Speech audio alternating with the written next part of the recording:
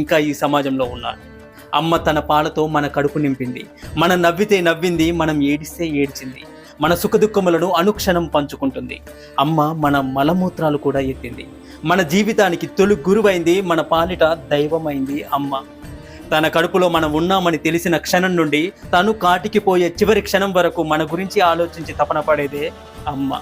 అలాంటి అమ్మకు నగలు నాణ్యాలు ఇవ్వకపోయినా పర్వాలేదు, కానీ తన పెంపకాన్ని ప్రశ్నించే పరిస్థితిని అవకాశాన్ని ఎవరికీ కల్పించకండి. అమ్మ ఒడి మనకు బడి, అమ్మ ఒడి మనకు గుడి లాంటిది. అమ్మే మనకు ఆది గురువు, అమ్మే ఆది దేవత, అమ్మే మనకు విద్యాదాత, అమ్మే మనకు భవిష్యత్తు. ఈ ప్రపంచంలో దేనితో కూడా సరిపోల్చలేనిది, సరితూగలేనిది, వెలకట్టలేనిది ఏదైనా ఉన్నది అంటే అది అమ్మ ప్రేమే.